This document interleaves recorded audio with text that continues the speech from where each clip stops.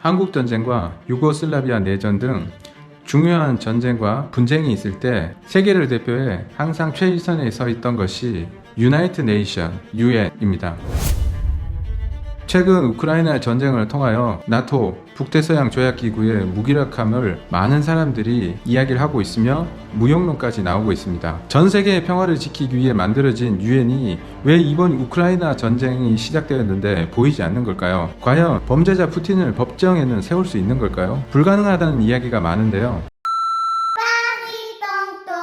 먼저 유엔을 알려면 생기게 된 이유를 알아야 하는데, 대한민국 전체 인구의 2배인 7천만 명의 희생자를 내 역사상 가장 참혹한 전쟁이었던 2차 세계대전이 끝난 후에 전 세계의 사람들은 또다시 이런 전쟁이 일어난다면 인류의 문명은 그냥 다 공멸할 것이다 걱정을 하게 되었고, 미국의 프랭클린 루즈벨트 대통령은 1942년 1월 1일 연설에서 2차 세계대전 승전국을 중심으로 하여 세계 평화를 유지하고 번영을 이끌어갈 유엔을 표명하게 됩니다. 단순히 마음만 잘 맞는 서방뿐만 아니라 2차 세계대전의 승전국이자 각 대륙의 패권을 가진 프랑스, 러시아, 중국, 미국, 영국 이 5개국이 중심이 되어 설립하는 국제기구가 바로 유나이티드 네이션, 유엔입니다. 이전에도 이런 시도는 있었습니다. 1차 세계대전이라는 끔찍한 전쟁이 유럽에서 벌어지고 난 이후 1919년 세계 평화를 위해서 소시에테 나시온이라는 국제기구를 만든 적이 있지만 2차 세계대전을 막지는 못했고, 당시 소시에테 나시온은 유니온 소비에트, 현재 러시아와 미국이 가입을 안 한 상태였습니다. 루즈벨트는 이걸 교훈 삼아 패권국이라고 하는 초강대국이 다 창립 멤버로 참여하여 전쟁을 일으켜 싸우는 국가들을 중재하고, 또한 군대를 파병할 수 있도록 하여 지구 전체의 평화를 유지하는 가장 중요한 역할을 상임이사국 5개국이 리더 역할을 한 이후 나머지 잔챙이 국가들을 이끌어 간다는 계획이었는데요. 이게 쉽게 말하면 학교 짱들끼리 모여서 우리는 싸우지 말자, 힘센 우리가 싸우면 다치니까 싸우지 말고 밑에 약한 애들끼리 싸우면 우리끼리 이야기해서 어떻게 족칠지 합의하자, 뭐 이런 거라고 보시면 됩니다. 어디서 좀 놀았니? 발로마? 너 내가 누군지 알아? Beaucoup de choses qui étaient le grand idéalisme, mais il y avait beaucoup de compromis. Par exemple, on parle de autodéfense. Chaque pays a le droit de autodéfendre. Aussi, on parle de droits de l'homme, de droits humains, mais on parle aussi de droits de souveraineté du pays.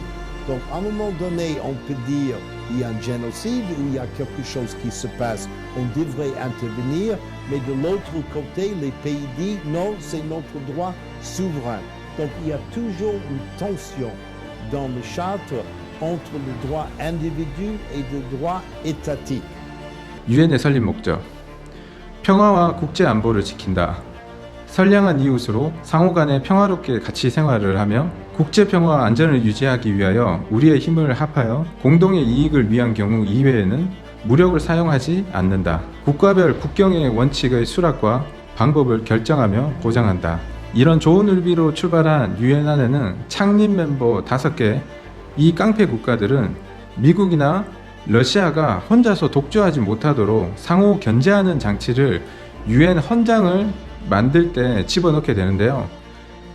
그게 바로 비토권이라는 것입니다. 비토권은 로마 시대의 호민관이 원로회의 법을 거부할 수 있는 권리를 가리키는 말이었는데, 쉽게 말하면 거부권입니다. 어떠한 법이 마음에 들지 않으면 반대할 수 있는 거부권을 말하는데요. 이게 얼마나 대단한 힘이 있는지 감이 안 오실 건데요.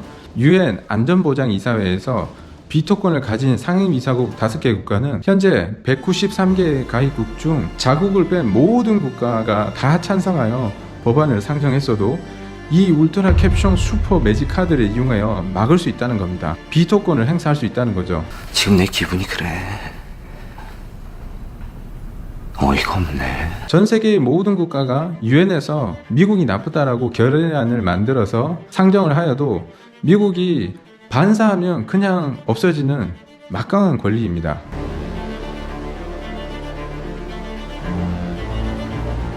이번 우크라이나 전쟁이 일어났을 때도 비슷한 일이 있었는데요.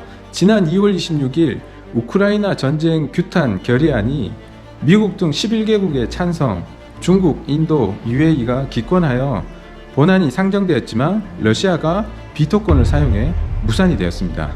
그 이후로는 이에 관련된 논의가 이루어지지 않고 있는데요. UN 안전보장이사회에서 이런 경우는 여러 번 있었는데요. 미국이 치른 베트남 전쟁, 이라크 전쟁, 아프가니스탄 전쟁 등에서 미국이 중심으로 유엔군 파병 결의안을 제출하였지만 러시아, 중국 등의 반대로 채택을 못했고 미국이 독자적으로 동맹군과 함께 치른 전쟁들이 위에서 언급한 세 가지 전쟁이었습니다. 다행히도 6.25 전쟁에는 유엔군이 참전한 것은 정말 우리에게는 행운이었던 것입니다. 앞서 언급한 미국이 벌인 전쟁에 대해서 국제법상의 정당성을 비판하는 주장도 많이 있는데요. 하지만 대놓고 이야기하는 국가는 없습니다. 왜냐면요, 국제외교는 야생이니까요. 이번 우크라이나 전쟁에서 많은 이슈가 되는 것이 제노사이트와 금지된 무기의 사용, 전쟁 범죄들에 대한 이야기들이 신문에 엄청 많이 나오고 있는데요. 이런 범죄를 국제사법재판소에 가야 된다, 또는 국제형사재판소에 넘겨야 된다, 이런 이야기들이 많이 있는데 국제사법재판소라고 불리는 곳은 유엔 설립 후 국제적으로 국제법상 문제가 되는 것을 해결하기 위해 설립한 기관이 맞습니다. 그러나 몇 가지 사례를 살펴보면 이게 얼마나 어이없고 소위 말하는 강대국이라는 깡패 국가가 마음대로 할 수 있는 곳인데요. 국제법에서 아주 유명한 니카라과 사건이 있는데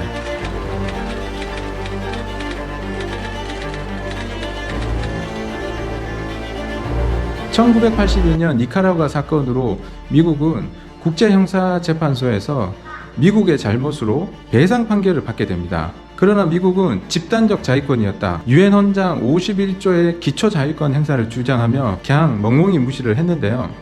그 표정은 억울해? 억울한 거야? 마, 인생은 고통이야. 몰랐어? 컬렉티브 셀프 디펜스, 집단적 자위권은 쉽게 말하면 남의 나라가 침략할 낌새가 있어서 미리 공격을 했다, 이런 말도 안 되는 논리를 대면서 남의 국가를 침입을 했습니다. 이런 꼴통 같은 짓에 중국이 빠질 수는 없는데요.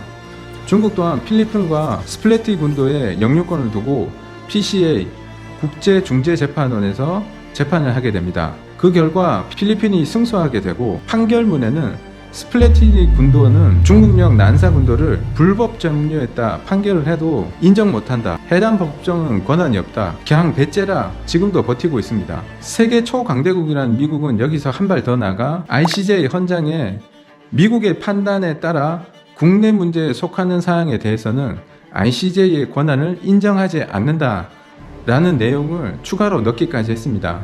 이 말은 지네가 하고 싶은 대로 해석해서 힘없고 약한 잔챙인 국가 니네들이 뭐라고 하든 인정하지 않겠다, 이런 내용을 ICJ 헌장에 적어 놓은 것입니다. 이런 강대국의 사례는 WTO, WHO, 유네스코, 국제기구라고 말하는 곳에는 제가 다 말을 하지 못할 정도로 너무 많이 있습니다. 다시 한번 느끼지만 국제사회는 야생이다.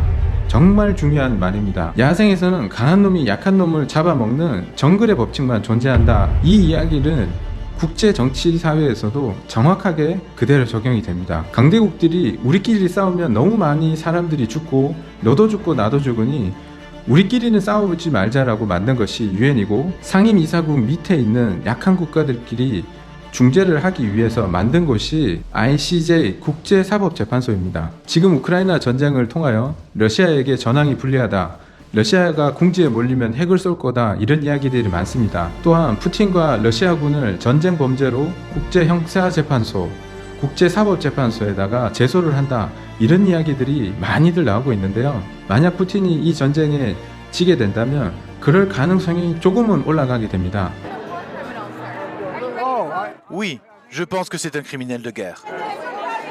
그렇기 때문에 푸틴은 이번 전쟁을 반드시 이겨야 하고, 혹여나 지게 된다면 ICJ에 제소되어서 끌려갈 수도 있지만 이게 가능성이 있다는 거지 간다는 것은 아닙니다. 많은 사람들이 원하지 않는 결과지만 만에 하나 러시아가 이기게 되고 협상을 하게 된다면 늘 강대국들이 해왔던 것처럼 러시아는 그냥 개무시하면서 버티게 될 것입니다. 특히나 국제사법재판소에 대해서 조금 더 깊이 알아볼 필요가 있는데요. 분쟁 당사국 양자가 모두 동의해야 재판이 열리기 때문에 러시아가 참여하지 않는다면 법원 자체가 열리지 않습니다.